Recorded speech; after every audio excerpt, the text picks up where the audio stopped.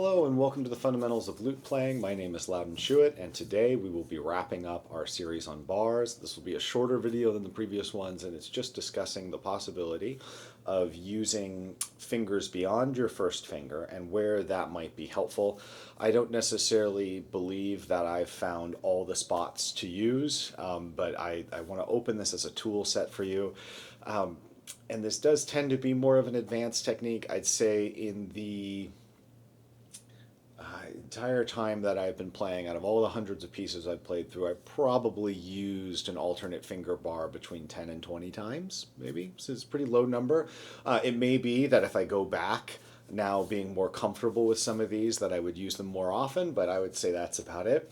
So this is just something to have in your back pocket if you run into something interesting.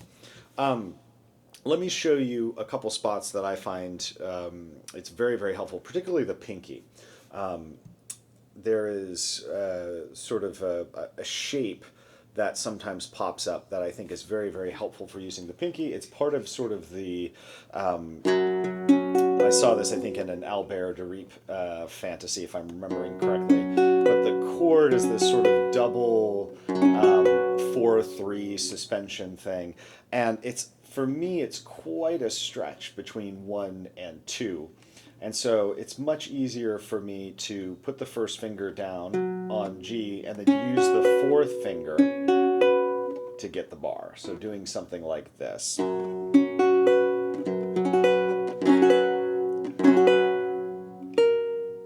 Instead of having to do this big stretch, I can just do this.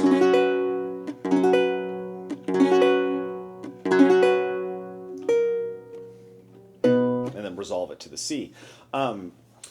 If, you know, unlike regular bars, which we're using all the time, these sort of special bars, when you're not using them, you tend to lose them. So they require a little bit like, okay, I'm getting back into the piece, and you'll find, oh, I have to kind of teach that pinky how to do that and get every note clear. I do find that they tend to be a little more energetic in the sense that it requires a little bit more work. We have to be very, very careful that we're not pressing too hard. It may be entirely possible to do with your other fingers what you've done with your first, which is to get at the point where you don't even need the thumb behind. It's not really something I've thought about because it goes by so quickly, but, you know, for example, you could practice doing it without the thumb behind and making sure. And I think the challenge too is keeping those other fingers as relaxed as possible while doing it.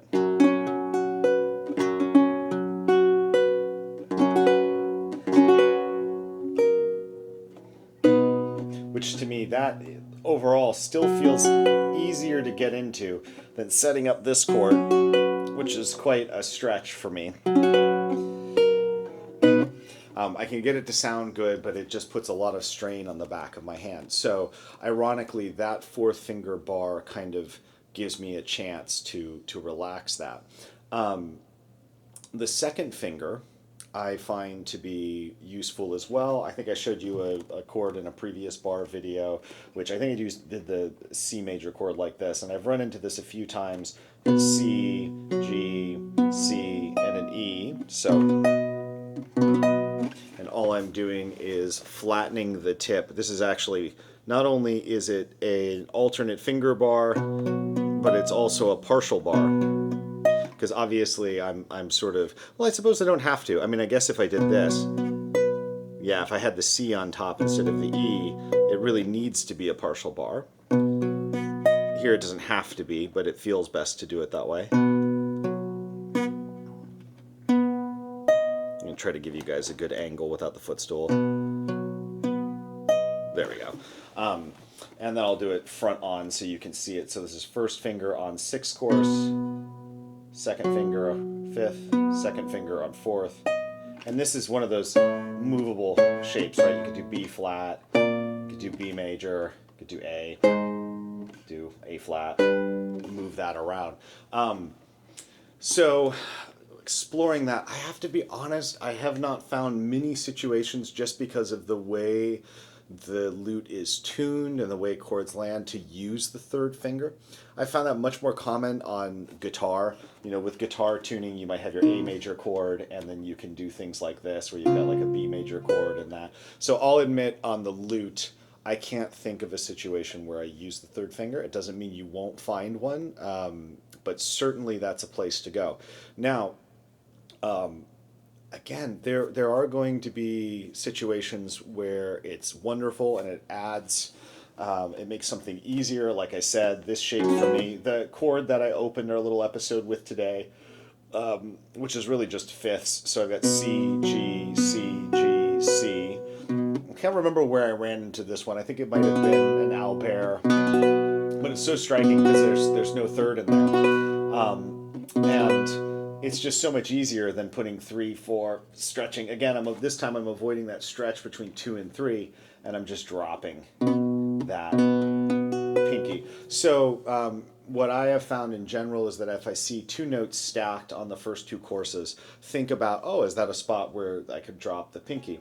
If I see 2 notes stacked, especially with a note behind it, like in the case of that chord I showed you before, that's a good opportunity either on the 5th and 4th course or the 4th and 3rd course to use the second finger. Now there's a chord shape that is very common, and it is, we've got E here, we've got B, E, and then G sharp. And I will admit that despite the fact I've gotten very comfortable with the E flat shape, this one, at least on this instrument, I found it a lot easier to do on my Theorbo when I had one. I think it was just the string spacing.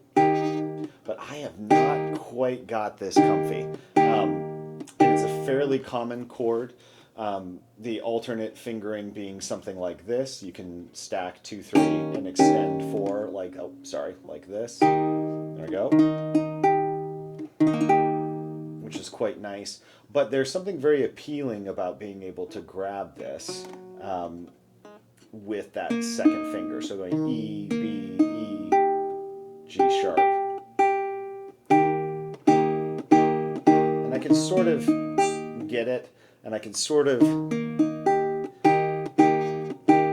but it's not easy yet. So it's not worth it just yet for me. So I will either accommodate in those situations, or I will go like this, and I'll use the 2, 3 stack with the 4 and work my way around it. So definitely situational. It definitely depends on what you're looking at. So if you have any questions about this, I suppose the only thing I would say in terms of tricks for this, and this is just sort of extending off of what we talked about in previous bar episodes, is that we have to deviate from a standard hand position almost always to get this, and then we go back, and so we minimize it. So for example, if I'm doing this, actually I can keep that pretty close to a standard hand position. This one's not too bad. I can kind of keep that in standard position.